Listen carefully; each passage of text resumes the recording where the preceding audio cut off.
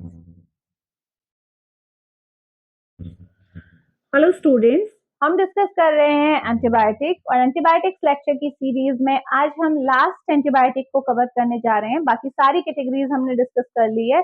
आज की कैटेगरी जो हम डिस्कस कर रहे हैं वो है पॉलीपेप्टाइड एंटीबायोटिक्स। ठीक है, तो पॉलीपेप्टाइड एंटीबायोटिक है यानी कि नाम से ही पता चल रहा है कि बहुत सारे पेप्टाइड बॉन्ड आपको इसके स्ट्रक्चर में दिखाई देंगे, यानी कि बहुत सारे अमीनो एसिड मिलके आपका पॉलीपेप्टाइड एंटीबायोटिक बनाएंगे। ठीक है, क्योंकि एंटीबायोटिक्स के बीच में अमीनो एसिड्स के बीच में ही हमारा क्या होता है, पेप्टाइड बॉन्ड प्रेजेंट होते हैं। ठीक है, तो अब बात आती है कि जो ये पॉलीपेप्टाइड एंटीबायोटिक हैं ये हैं क्या, कैसे काम करते हैं, कहाँ कहाँ ये आपके कौन कौन से टाइप के बैक्टीरिया हैं जिसके अगेंस्ट ये एक्टिव होते हैं।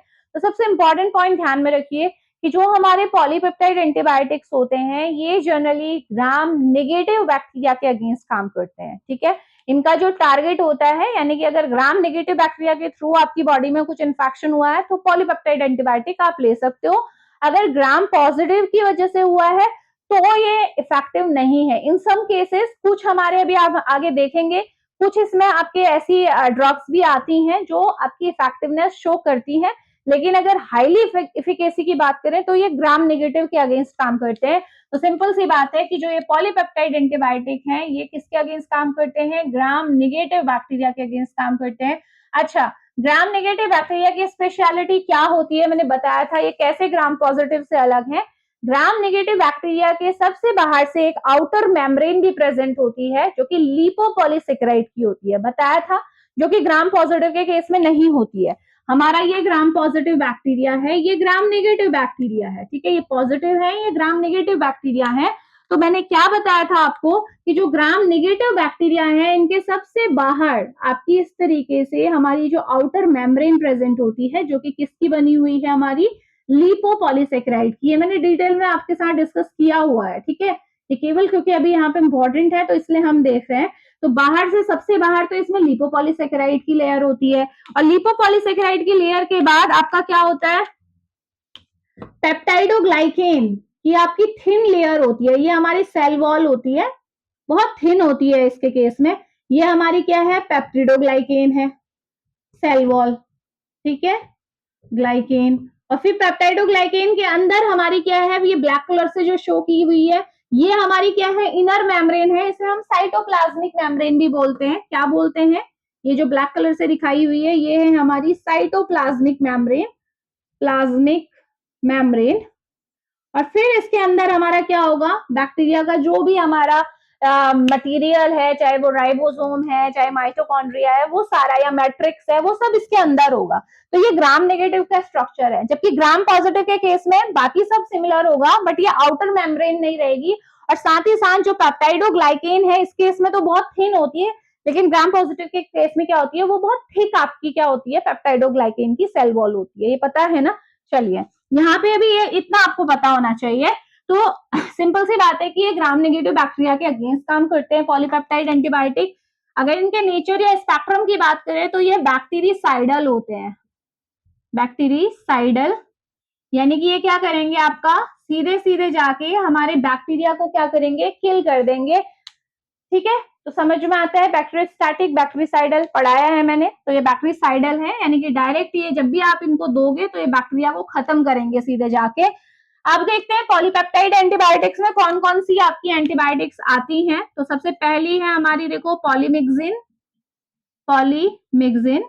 नेक्स्ट हमारे पास है कोलेस्टीन। इसके बाद आती है हमारी बेसिट्रासिन, इंपॉर्टेंट है, सारी नाम याद रखना। ठीक है, कभी खाली इनका नाम दे दिया जाता है और पूछते हैं कौन सी एंटीबायोटिक है, तो बेसिट्रासिन। और इसके अलावा जो लास्ट हमारे पास आती है सॉरी, वो है टायरोथ्रिसिन, टायरोथ्रिसिन। तो ये हमारी चार हमारी मेन एंटीबायोटिक है जो हमारी पॉलीपेप्टाइड एंटीबायोटिक्स की कैटेगरी में आती है। ठीक है, तो हम इन्हें समझने की कोशिश करेंगे। तो सबसे पहले जो इंपॉर्टेंट बात आपको ध्यान में रखनी है इनसे रिलेटेड, ओवरऑल मैं चारों की बात कर रही हूँ, कि ये जो हमारी ड्रग्स होती हैं वो क्या है, आपकी बहुत ज्यादा हमारी टॉक्सिक होती हैं। ठीक है, टॉक्सिक है, इसीलिए इन ड्रग्स को हम क्या करते हैं, कभी भी सिस्टेमिक इन्फेक्शन में यूज नहीं करते हैं। ठीक है, तो आपको कभी भी नहीं चाहिए कि आपकी ये ड्रग आपके ब्लड सर्कुलेशन में जाए, क्योंकि ये ब्लड सर्कुलेशन में अगर जाएगी तो आपके न्यूरॉन्स को डैमेज करेगी, आपके नेफ्रॉन्स को, किडनी को डैमेज करेगी, आपका न्यूरोमस्कुलर जो आपका न्यूरोमस्कुलर जो आपका जंक्शन है वहां पे ब्लॉकेज ला देगी, पैरालिसिस की स्टेज आ जाएगी। तो हम कभी भी ऐसी ड्रग्स को नहीं चाहते ना हमारे सिस्टमिक सर्कुलेशन में जाए। तो इसका मतलब इसे हम सिस्टमिक सर्कुलेशन के लिए कभी भी, आपको कोई सिस्टमिक सर्कुलेशन में कोई आपका इन्फेक्शन हुआ है या थ्रू आउट बॉडी अगर इंटरनल कोई इन्फेक्शन है तो इसे यूज नहीं करना है, एक्सेप्ट कोलेस्टीन। एक कोलेस्टीन यहाँ पे आपको दिखाई दे रही है, ये कोलेस्टीन को हम सिस्टेमिक यूज करते हैं, ठीक है। ये आपकी आपकी बोल सकते हो हाईली इफेक्टिव ड्रग है। तो इसके साथ आप देखोगे अगर पॉलीमिक्सिन के साथ इसका कंपैरिजन करोगे तो जो ये एडीआर्स मैंने अभी मेंशन किए हैं इसके साथ कम है। तो इन चारों में से केवल कोलेस्टीन ही ऐसी है जिसे हम सिस्टेमिक भी यूज कर सकते हैं, अदरवाइज इन्हें आप टॉपिकली ही यूज करते हैं। और ओरली एक केस होता है जहां पे इसे यूज किया जाता है। सपोज मैंने आपको पहले भी बताया है कि हमें पता है कि ज्यादातर एंटीबायोटिक्स लेने की वजह से सुपर इन्फेक्शन हो जाता है। सुपर इन्फेक्शन मतलब हम एंटीबायोटिक आपने खाई, कोई सी भी एंटीबायोटिक, सपोज आपने अमीनोग्लाइकोसाइड खा ली, आपने खाई, आपके स्टमक में गुड माइक्रोफ्लोराज है, हमें पता है अच्छे माइक्रोफ्लोराज हमारे गट में प्रेजेंट होते हैं जो हमारी गट की हेल्थ को मेंटेन करते हैं, है ना। तो क्या होता है उस एंटीबायोटिक की वजह से हमारे अच्छे माइक्रोफ्लोराज भी आपके खत्म हो जाते हैं। तो अब क्या होता है, सपोज खाने में या किसी भी चीज के थ्रू अगर आपके स्टमक में, आपके गट में कोई बैक्टीरिया चला जाए, फॉर एग्जाम्पल क्लोस्ट्रिडियम डिफिसिल एक बैक्टीरिया का नाम है, अगर वो बैक्टीरिया आपके गट में चला जाए तो अब आसानी से वहां पे वो इन्फेक्शन कर सकता है, क्योंकि माइक्रोफ्लोरास तो है नहीं उसके साथ लड़ने के लिए। अदरवाइज माइक्रोफ्लोरास क्या करते हैं, दूसरे बैक्टीरिया को ग्रो होने ही नहीं देते हैं, जो भी हमारा उनको फूड डिप्राइव्ड स्टेट में ले आते हैं, जो भी गट में एसेंशियल जो न्यूट्रिएंट है वो खुद ले लेते हैं। तो बाहर से जो बैक्टीरिया आ रहा है उसे वहां पे कुछ मिलेगा ही नहीं, तो वो सर्वाइव कैसे करेंगे। लेकिन आपने एंटीबायोटिक देके उन बैक्टीरिया को खत्म कर दिया है, तो अब बाहर से अगर कोई भी हमारा bacteria, for example Clostridium difficile, अगर एंटर करता है इन आर गट तो वो आसानी से वहां पे इन्फेक्शन कर देगा, जिसे हम बोलते हैं सुपर इन्फेक्शन, यानी कि एंटीबायोटिक्स लेने की वजह से ही इन्फेक्शन हुआ, तो उसे बोला सुपर इन्फेक्शन, ठीक है। तो ओरली इन्हें किस केस में लेते हैं, केवल सुपर इन्फेक्शन के केस में लेते हैं, क्योंकि आपको पता है कि ओरली आप लोगे तो सिंपल आपका काम गट में है, आपको गट से मतलब है, क्योंकि आपको पता है कि ये जो हमारी पॉलीपेप्टाइड एंटीबायोटिक है, इनके साथ एक और इंपॉर्टेंट पॉइंट ध्यान में रखो कि ये क्या होती है, आपकी एब्जॉर्ब नहीं होती है, नॉट एब्जॉर्ब ओरली। ओरली इनका एब्जॉर्प्शन नहीं होता है, यानी कि अगर ओरली आप इसे लोगे तो ये सर्कुलेशन में नहीं जाएंगी। तो ये इसका प्लस पॉइंट है कि अगर गट में आपका इन्फेक्शन है तो आप इन्हें ले लो, गट में जो भी प्रॉब्लम है ठीक करेगा, एक्सक्रीट हो जाएगा, ब्लड में नहीं जाएगा। हमें चाहिए भी नहीं ब्लड में जाए, हमें चाहिए गट पे ही अपना काम करे, है ना। तो ओरली केवल कब लेते हैं हम, कब लेते हैं भाई, जब गट में कोई इन्फेक्शन हो रहा है, जैसे कि सुपर इन्फेक्शन है, तो आप ओरली ले लो, गट में जाएगा, काम करेगा, बात खत्म। यानी कि आप किसी भी तरीके से आप ट्राई ये करो कि ये सिस्टमिक सर्कुलेशन में नहीं जानी चाहिए ड्यू टू टॉक्सिसिटी रीजन, ठीक हो गया। तो ये आपको समझ में आ गया कि जो पॉलीपेप्टाइड एंटीबायोटिक है सिस्टेमेटिकली इसका यूज नहीं होता है एक्सेप्ट कोलेस्टीन, और ज्यादातर इसे टॉपिकल या तो क्रीम ऑइंटमेंट के फॉर्म में यूज करेंगे, या फिर ओरली कब यूज करोगे, केवल आपके गट में अगर कोई इन्फेक्शन है लाइक सुपर इन्फेक्शन, उसको ट्रीट करने के लिए आप ओरली से दे सकते हो, क्योंकि ये एब्जॉर्ब तो होनी नहीं है, गट में जाएगी अपना काम कर देगी, ठीक है। अब काम कर देगी ये तो मैं बोल रही हूँ, अब बात आती है कि ये काम करती क्या है, इसका मैकेनिज्म क्या है, ठीक है, उसी को हम समझते हैं, ठीक।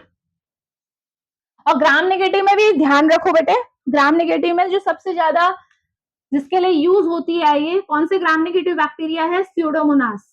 जो स्यूडोमोनास इन्फेक्शन होते हैं ना, स्यूडोमोनल ऑर्गेनोसा, स्यूडोमोनल मोनास, स्यूडोमोनास जो हमारा बैक्टीरिया है उसके अगेंस्ट, उसके जो इन्फेक्शन होते हैं बहुत अच्छा ये ट्रीट करता है इसे, ठीक है। तो ध्यान में रखिएगा। चलिए स्टार्ट करते हैं with the mechanism of action. अभी हम बात कर रहे हैं केवल पॉलीमिक्सिन और कोलेस्टीन की, क्योंकि जो बात की है उनके मैकेनिज्म में वेरिएशन हो सकती है, ठीक है। तो हम बात कर रहे हैं पॉलीमिक्सिन की एंड कोलेस्टीन की, इन दोनों को साथ में लेके चल रहे हैं, ठीक है।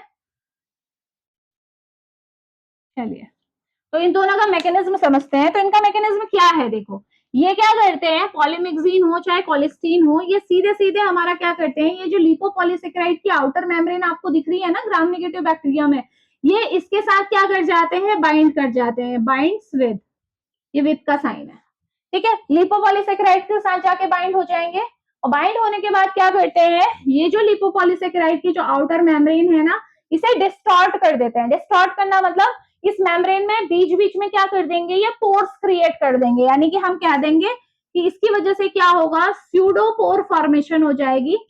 स्यूडोपोर फॉर्मेशन यानी कि हमारे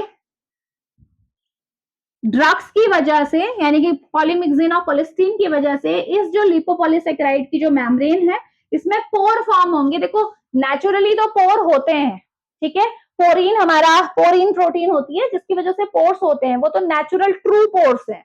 लेकिन जब किसी ड्रग की वजह से पोर क्रिएट हो रहे हैं तो वो कौन से हैं, स्यूडोपोर, जो कि रियल पोर नहीं है, वो ड्रग ने क्रिएट किए हैं। और ये पोर ऐसे होते हैं, इतने बड़े होते हैं कि उसकी वजह से क्या होता है, जो ये सेल के अंदर यानी कि जो बैक्टीरिया के अंदर का जो कंटेंट है वो बाहर लीक होना स्टार्ट हो जाता है।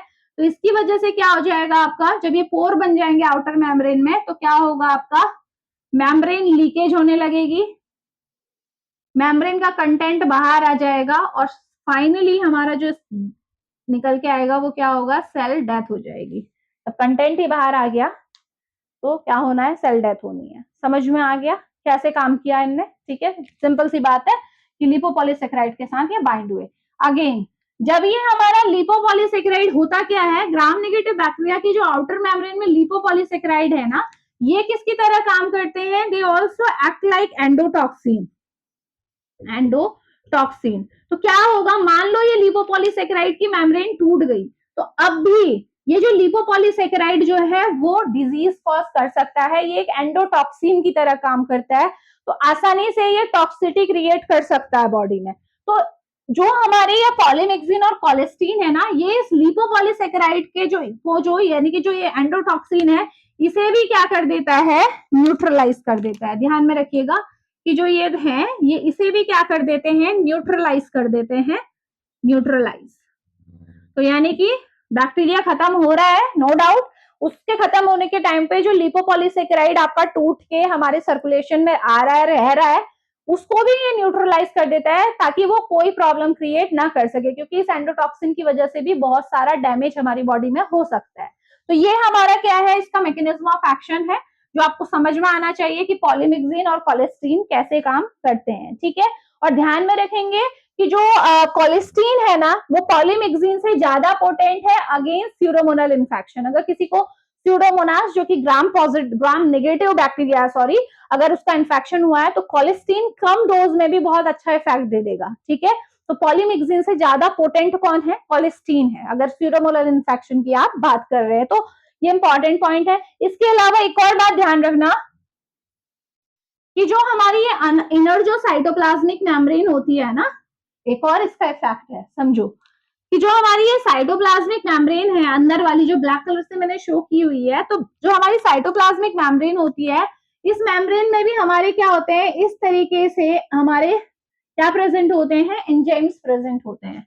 कौन सा एंजाइम है, देखो ऑक्सीडोरेडक्टेज एंजाइम है सपोज, वैसे तो बहुत सारे हैं लेकिन यहाँ पे जिसका जिक्र हो रहा है वो हम देख लेते हैं, ऑक्सीडोरेडक्टेज एंजाइम। और आपको पता है ये एंजाइम क्या करते हैं, चाहे ह्यूमन सेल की बात करो चाहे बैक्टीरियल सेल की बात करो, जो हमारा साइटोप्लाज्म में हमारा माइटोकॉन्ड्रिया है, माइटोकॉन्ड्रिया क्या है, पावर हाउस है एनर्जी का, एटीपी जनरेशन होती है, बैक्टीरिया में भी होती है, और उसके लिए ये एंजाइम बहुत ज्यादा जरूरी होता है। जो हमारी रेस्पिरेटरी चेन होती है ना उसमें आपका ऑक्सीडोरेडक्टेज एंजाइम बहुत इंपॉर्टेंट है, जो हमने बायोकेमिस्ट्री में भी आप लोगों ने पढ़ा होगा, नहीं पढ़ा है तो हम बायोकेमिस्ट्री के लेक्चर में देखेंगे, ठीक है। तो इलेक्ट्रॉन ट्रांसपोर्ट चेन के लिए यानी कि आप कह सकते हो एनर्जी प्रोडक्शन के लिए ये एंजाइम बहुत ज्यादा जरूरी होते हैं। तो ये जो हमारा पॉलीमिक्सिन और कोलेस्टीन है ये इन एंजाइम्स को भी क्या कर देता है, इनहिबिट कर देता है। तो अगर ये एंजाइम इनहिबिट हो गए तो क्या होगा बताओ, रेस्पिरेटरी चेन रन कर पाएगा बैक्टीरिया, नहीं कर पाएगा ना। उसके माइटोकॉन्ड्रिया में जो एटीपी सिंथेसाइज हो रही है वो एटीपी बनेगी ही नहीं, क्योंकि ये एंजाइम बहुत ज्यादा जरूरी है एटीपी प्रोडक्शन के लिए। जो कॉम्प्लेक्स होते हैं ना, आपने पढ़े हुए हैं, तो वो कॉम्प्लेक्स में जो हमारा क्या होता है, जो इलेक्ट्रॉन ट्रांसफर होते हैं और फाइनली एटीपी जनरेट होती है आपकी कॉम्प्लेक्स नंबर 5 से, वो इसी की वजह से तो होती है, इस एंजाइम की वजह से, ठीक है। तो ये एक और मैकेनिज्म है इसका कि ये जो साइटोप्लाज्मिक मेम्ब्रेन आपको दिख रही है वहां पे जो ये एंजाइम है मेम्ब्रेन में उनको क्या कर देता है, इनहिबिट कर देता है। तो समझ में आ गया। नेक्स्ट पॉइंट जो इनसे रिलेटेड है वो ध्यान में रखिएगा, जो ये पॉलीमिक्सिन या कोलेस्टीन है, ये दूसरी किसी भी कैटेगरी ऑफ एंटीबायोटिक्स के साथ रेजिस्टेंस, क्रॉस रेजिस्टेंस शो नहीं करता है। सपोज मान लो, जैसे हम ज्यादातर देखते हैं ना कि अगर कोई मान लो पेनिसिलिन किसी पे काम नहीं कर रही है ना, तो हम कहते हैं कि भाई वो सिफेलोस्पोरिन भी उस पर काम नहीं करेगी। ऐसी बहुत सी कैटेगरी ऑफ ड्रग है जिसमें, जैसे एक एग्जांपल मैंने आपको बताया था, सपोज कोई इंसान है जिसमें क्लोरामफेमिकोल के लिए रेजिस्टेंस आ गई है, कोई बैक्टीरिया क्लोरामफेमिकोल के अगेंस्ट रेजिस्टेंस क्रिएट कर चुका है, यानी कि अगर क्लोरामफेमिकोल उसे दे भी रहे हो तो कोई फर्क नहीं पड़ रहा, तो ऐसा बैक्टीरिया ना तो इरिथ्रोमाइसिन के अगेंस्ट इरिथ्रोमाइसिन के अगेंस्ट एक्टिव रहेगा, मतलब इरिथ्रोमाइसिन भी उस पर असर नहीं करेगी, ठीक है, ना आपकी मैक्रोलाइट्स उस पर काम करेंगी, जितनी भी मैक्रोलाइट्स हैं, ठीक है। तो ये हमारा क्या होती है, क्रॉस रेजिस्टेंस, यानी कि एक कैटेगरी ऑफ एंटीबायोटिक के लिए अगर रेजिस्टेंस आ रही है तो दूसरे के अगेंस्ट भी रेजिस्टेंस डेवलप हो जाती है, इसको बोलते हैं। तो इनके साथ ये प्रॉब्लम नहीं है, लेकिन आपस में ये क्रॉस रेजिस्टेंस जरूर शो करते हैं। सपोज किसी इंसान को आपने पॉलीमिक्सिन दिया हुआ है और बैक्टीरिया रेजिस्टेंट हो चुका है, पॉलीमिक्सिन कोई असर नहीं कर पा रही है, तो आप कोलिस्टीन दे दो, कोलिस्टीन भी असर नहीं करेगी, तो दोनों आपस में क्रॉस रेजिस्टेंस जरूर शो करते हैं। एक अगर काम नहीं कर रहा तो दूसरा भी नहीं करेगा। समझ में आ गया? तो ये इंपॉर्टेंट है कि दूसरी क्लास ऑफ एंटीबायोटिक के साथ कोई क्रॉस रेजिस्टेंस नहीं है, लेकिन अपने आप में दोनों क्रॉस रेजिस्टेंस शो करते हैं, ठीक है। तो इसका यूजेस मैं आपको बता चुकी हूँ। क्या बताया मैंने आपको? सिस्टेमिक यूज नहीं करना है due to toxicity reason, ADR सारे आपको मैं स्टार्टिंग में बता चुकी हूँ। और अगर यूज हो रहा है तो केवल टॉपिकली से यूज करो। अगर इन्फेक्शन हो रहे हैं, स्यूडोमोनल इन्फेक्शन स्पेशली और ग्राम नेगेटिव बैक्टीरिया के, और अगर ओरली दे भी रहे हो तो केवल कब दोगे, जब गट में कोई इन्फेक्शन है, लाइक सुपर इन्फेक्शन, उसके ट्रीटमेंट में आप दे दो, क्योंकि ओरली भी ये एब्जॉर्ब नहीं होगी। और एक और इंपॉर्टेंट पॉइंट, टॉपिकली भी कभी ये इंटैक्ट स्किन से एब्जॉर्ब नहीं होती है। सपोज स्किन में कहीं कोई डैमेज नहीं है, बिल्कुल इंटैक्ट है हमारी स्किन, तो आप इनको लगाओगे ना तो वो एब्जॉर्ब नहीं होगी। तो इसीलिए सपोज कहीं पे वुंड हुआ है, घाव हुआ है आपका, यानी कि स्किन इरप्शन होना जरूरी है। अगर स्किन में आपका डैमेज हुआ है तभी ये असर करेंगी। अगर आपकी इंटैक्ट स्किन है, स्किन में कोई ऐसी प्रॉब्लम नहीं आई है, तो वैसे कोई प्रॉब्लम नहीं है, पर स्किन बिल्कुल इंटैक्ट है, तो ये ड्रग काम नहीं करती है, ठीक है। ना तो ये ओरल आपके रूट से एब्जॉर्ब होती है, ना ही आपकी स्किन से एब्जॉर्ब होती है इंटैक्ट स्किन से, ठीक हो गया। तो डैमेज स्किन में ही ये काम करेगी, इंटैक्ट स्किन में इसका कोई रोल नहीं है, तो ये बात आप ध्यान में रखेंगे। अब इसके बाद आता है नेक्स्ट हमारी कौन सी है, अच्छा हाँ, ये भी इंपॉर्टेंट है, इन दोनों के नाम आप याद रख लेंगे कि ये कहाँ से, इसका हमेशा ध्यान रखना कि ये दोनों ही हमारी क्या है, कैटायनिक एंटीबायोटिक है। ये ना कुछ छोटी छोटी बातें हैं जो कॉम्पिटेटिव एग्जाम्स में पूछ लेते हैं। कैटायनिक एंटीबायोटिक है, यानी कि ये पॉजिटिव चार्ज कैरी करती है, और जो लिपोपॉलीसेकेराइड होता है बेटा, वो कैसा होता है, एनायनिक, यानी कि ये नेगेटिव चार्ज कैरी करता है, इसीलिए इससे बाइंड हो जाता है, देखो पॉजिटिव नेगेटिव, ठीक हो गया। दोनों क्या करेंगे, अट्रैक्ट करेंगे। तो एक पॉइंट तो ये है। और इसमें हमारा ये जो आपको एक और चीज इसमें याद रखनी है, इसके सोर्स को देख लो आप, है ना, सोर्स कहाँ से ये मिलती है, तो दोनों के सोर्स आपको पता होने चाहिए। तो ये जो है हमारी, ये तो मिलेगी आपकी bacillus, bacillus polymyxa, bacillus polymyxa, ये हमारा बैक्टीरिया का नाम है जिससे हमारा पॉलीमिक्सिन मिलती है। और ये मिलती है कोलिस्टीन, हमें मिलती है बेसिलस कोलिस्टीनस, सॉरी टीनस, ठीक है, याद रखेंगे, बेसिलस पॉलीमिक्सा और बेसिलस कोलिस्टीनस, ठीक है, बेसिलस से मिलता है, याद रखिएगा, दोनों ही बेसिलाई के एग्जाम्पल हैं। इसके अलावा जो इम्पोर्टेंट है वो है हमारे थर्ड और फोर्थ, जो हमारा रह गया है उसे फटाफट से देख लेते हैं, इसे अभी नहीं हटाते हैं, है ना। चलिए नेक्स्ट आ जाइए, थर्ड। थर्ड जो है हमारा वो है बेसिट्रासीन, बेसिट्रासीन, ठीक है। बेसिट्रासीन का मैकेनिज्म आपका बिल्कुल डिफरेंट है, उसे हम समझेंगे कि ये कैसे काम करता है, ठीक है। तो मैंने आपको क्या बोला था कि जो हमारा पॉलीपेप्टाइड एंटीबायोटिक में पॉलीमिक्सिन और कोलेस्टीन तो किसके अगेंस्ट काम कर रही थी, ग्राम नेगेटिव के अगेंस्ट, लेकिन जो बेसिट्रासीन है ना, ये मोस्टली काम करती है अगेंस्ट ग्राम पॉजिटिव।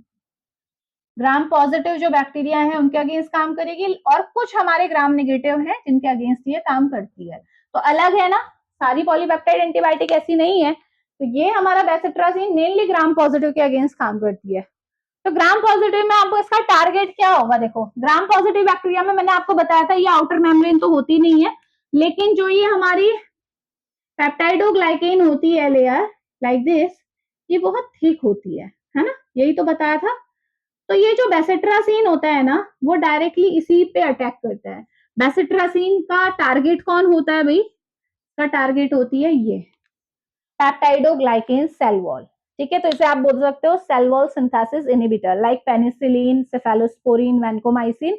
ये भी हमारा क्या है? सेल वॉल सिंथेसिस इनहिबिटर है। तो अलग है ना इस पॉलीपेप्टाइड का मैकेनिज्म। तो कैसे आपकी ये सिंथेसिस को रोकेगा, इसे जल्दी से देख लेते हैं।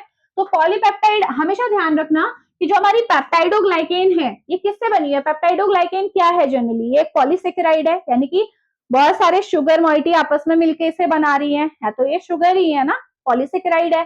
तो कौन कौन सी शुगर होती है? मैंने आपको बताया था दो शुगर होती है, नैम और नैग। यही तो होती है दो शुगर जो मिलके बनाती है पेप्टाइडोग्लाइकेन को, N acyl muramic acid, N acyl glucosamine. यही दो है ना, पहले भी पढ़ा हुआ है सेल वॉल सिंथेसिस डिटेल में हमने, ठीक है, पेनिसिलिन के लेक्चर में, वैनकोमाइसिन में भी डिटेल में देखा था। तो ये दोनों मिलके क्या बनाती है? सेल वॉल बनाती है। तो अब जो इंपॉर्टेंट बात आती है, इससे रिलेटेड जो कॉन्सेप्ट है इसे समझो कि ये जो नैम और नैग है, ये जनरली ये जो शुगर है कहाँ पे है? ये कहाँ पे प्रेजेंट होती है? ये कहाँ है? साइटोप्लाज्म में है।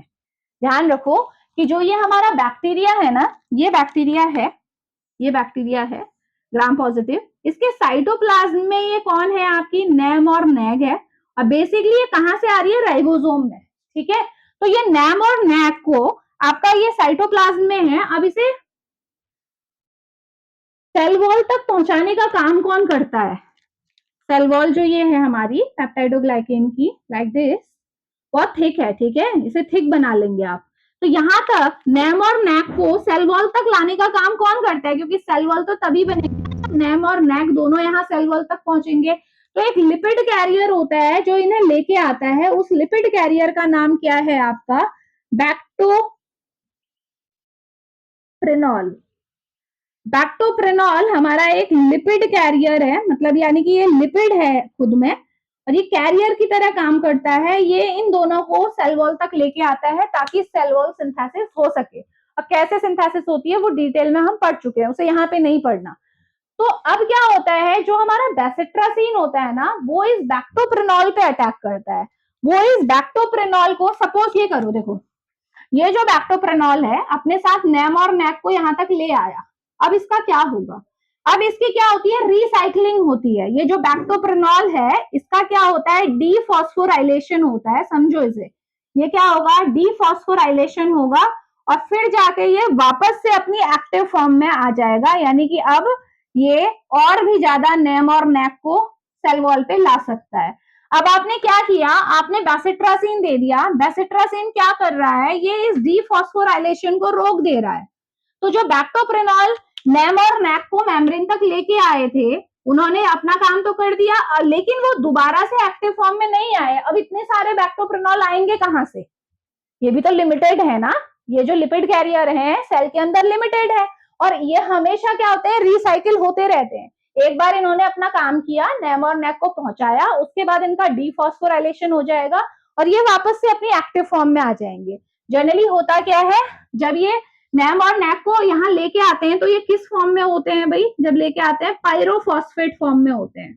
पायरोफॉस्फेट यानी कि बैक्टोप्रेनॉल के साथ दो फॉस्फेट ग्रुप अटैच्ड होते हैं। अब फटाफट से डीफॉस्फोराइलेशन होगा और क्या होगा? एक फॉस्फेट ग्रुप बाहर निकल जाएगा और एक्टिव फॉर्म में केवल क्या आएगा? बैक्टोप्रेनॉल फॉस्फेट। एक्टिव फॉर्म क्या होती है? बैक्टोप्रेनॉल फॉस्फेट, यानी कि एक फॉस्फेट हट गया। अब ये जो बैक्टोप्रेनॉल है तैयार है, वापस से अपना काम करेगा। इस तरीके से बैक्टोप्रेनॉल की रिसाइकलिंग होते रहेगी, लेकिन बेसिट्रासीन ने इसकी रिसाइकलिंग होने से रोक दी। अब बैक्टोप्रेनॉल सेल के अंदर लिमिटेड थे, इनको रिसाइकिल नहीं होने दिया गया, तो क्या अब नैम और नैक सेल वॉल पे जाएगा? नहीं जाएगा, क्योंकि इनका कैरियर ही नहीं है। तो सेल वॉल क्या कैसी बनेगी भाई? अच्छी सेल वॉल बन पाएगी? नहीं ना, सेल वॉल डिफिशिएंट फॉर्म बनेगी। और सेल वॉल अच्छी नहीं बनेगी तो क्या होगा? सेल का जो भी अंदर का कंटेंट है, इसके अंदर का जो कंटेंट है वो बाहर आ जाएगा, सेल लाइसिस हो जाएगी और हो गया काम खत्म। ठीक है, बैक्टीरिया खत्म।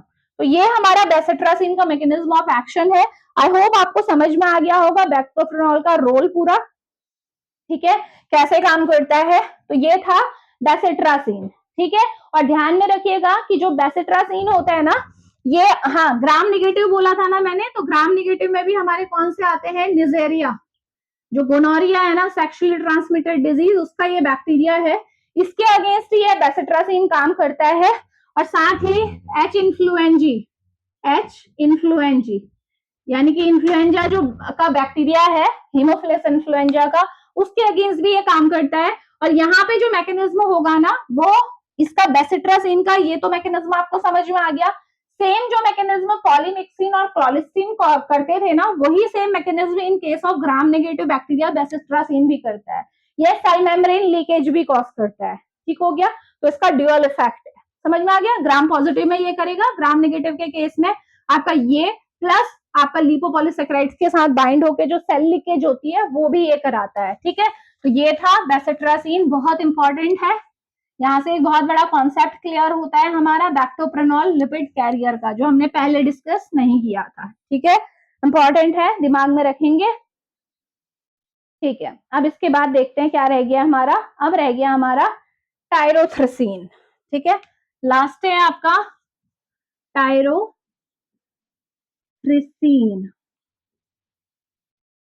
अब टायरोथ्रिसीन आपकी, ये भी हमारी क्या है, पॉलीपेप्टाइड एंटीबायोटिक है।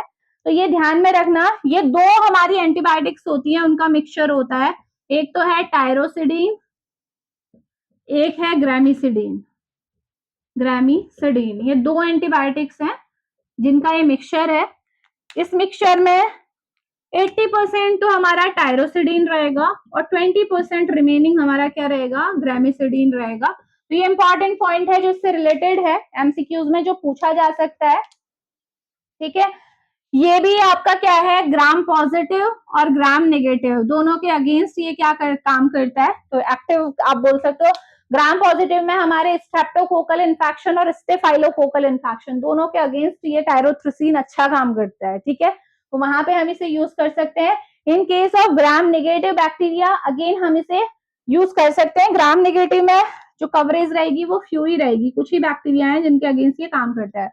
तो मेनली ये भी बेसिट्रासिन की तरह ज्यादा ग्राम पॉजिटिव पे फोकस करेगा। पॉलीमिक्सिन, कोलिस्टीन ग्राम नेगेटिव, बेसिट्रासिन और टायरोथ्रिसीन ये ग्राम पॉजिटिव के अगेंस्ट काम करती है। Now mechanism of action similar है। पहला मैकेनिज्म कौन सा है, ये आपका सेल मेम्ब्रेन लीकेज का जो पढ़ा था आपने, ठीक है। दूसरा, अगर मैं ग्राम पॉजिटिव के केस में बात करूं, क्योंकि ग्राम पॉजिटिव बैक्टीरिया में तो ये सेल मेम्ब्रेन होती नहीं है, तो ग्राम पॉजिटिव में ये कैसे काम करता है, तो ग्राम पॉजिटिव में ये क्या करता है, वही बात जो मैंने ये बताया था ना, ऑक्सीडो रिडक्टेज। इसी तरीके से हमारी ग्राम पॉजिटिव की जो हमारी ये सेल मेम्ब्रेन है, साइटोप्लाज्मिक मेम्ब्रेन, अंदर वाली जो मेम्ब्रेन है, इसमें भी हमारे ऑक्सीडो रिडक्टेज एंजाइम होते हैं, सेम एज हमने जो ग्राम नेगेटिव में पढ़ा था। और ये एंजाइम मैंने बताया आगे कि इलेक्ट्रॉन ट्रांसपोर्ट सिस्टम के लिए बहुत जरूरी है, एटीपी जनरेशन के लिए बहुत ज्यादा जरूरी है। तो क्योंकि ये जो है हमारा टायरोथ्रिसीन इन ग्राम पॉजिटिव बैक्टीरिया, इन जो एंजाइम्स होते हैं इनको इनहिबिट कर देता है, तो इसकी वजह से क्या होगा, बैक्टीरिया के अंदर जो इलेक्ट्रॉन ट्रांसपोर्ट जो चेन है वो नहीं चलेगी, एटीपी नहीं बनेगा। अगर एनर्जी नहीं बन रही है तो क्या बैक्टीरिया सर्वाइव कर पाएगा, नहीं, ठीक है। तो ये इसका क्या है, मैकेनिज्म है in case of gram positive. Gram negative के केस में भी सेल मेम्ब्रेन लीकेज ये भी करवाता है। तो इतना इतना आपको समझ में आना चाहिए कि क्या हो रहा है, ठीक है। तो ये ध्यान रखेंगे। और अगर सेल मेम्ब्रेन की बात करें तो सेम ये साइटोप्लाज्मिक लीकेज भी कराता है। ये साइटोप्लाज्मिक जो मेम्ब्रेन है ग्राम पॉजिटिव की, इन्हें भी ये क्या करता है, इसमें भी लीकेज कॉज कर देता है ये, ठीक है। तो ये हमारा क्या है, इसका मैकेनिज्म है, कैसे काम करता है। ध्यान रखिएगा कि हमेशा इन्हें भी, जो हमारा टायरोथ्रिसीन है, इसे भी टॉपिकली यूज करेंगे like any other polypeptide antibiotic, ठीक है। जैसे हमने पॉलीपेप्टाइड एंटीबायोटिक के बारे में पढ़ाई है कि हाईली टॉक्सिक होते हैं, तो टॉपिकली ही आपके ये यूज होंगे ज्यादातर, ठीक है। तो टॉपिकली अगर स्किन, माउथ, थ्रोट में कोई इन्फेक्शन हो रहा है तो इसे हम यूज कर सकते हैं। और इसके साथ सबसे बड़ी प्रॉब्लम क्या है पता है, ये क्या करता है, हीमोलाइसिस कॉज करता है। हीमोलाइसिस अगर ये सिस्टेमिक सर्कुलेशन में चला गया ना, तो हमारी आरबीसी को तोड़ना स्टार्ट कर देगा। तो हम नहीं चाहते ना आरबीसी टूटे, तो इसीलिए इसे भी हम क्या करते हैं, टॉपिकली देते हैं। आपकी स्किन में कोई इन्फेक्शन है आप दे सकते हो, आपके थ्रोट में इन्फेक्शन है आप दे सकते हो, क्योंकि इसका एब्जॉर्प्शन ओरली होता नहीं है। सपोज आपने ले लिया थ्रोट के लिए, तो अगर गट में जाएगा भी तो एब्जॉर्ब नहीं होगा, यानी कि सिस्टमिक सर्कुलेशन में ये जाता ही नहीं है, तो आप वहां पे इसे यूज कर सकते हो। तो केवल लोकली अगर इफेक्ट आपको चाहिए, टॉपिकली इफेक्ट चाहिए, तो आप इसे यूज कर सकते हो। ठीक है, तो ये था ऑल अबाउट पॉलीपेप्टाइड एंटीबायोटिक। मिलते हैं नेक्स्ट लेक्चर में, डिस्कस करेंगे यूरिनरी एंटीसेप्टिक। ठीक है, थैंक यू सो मच।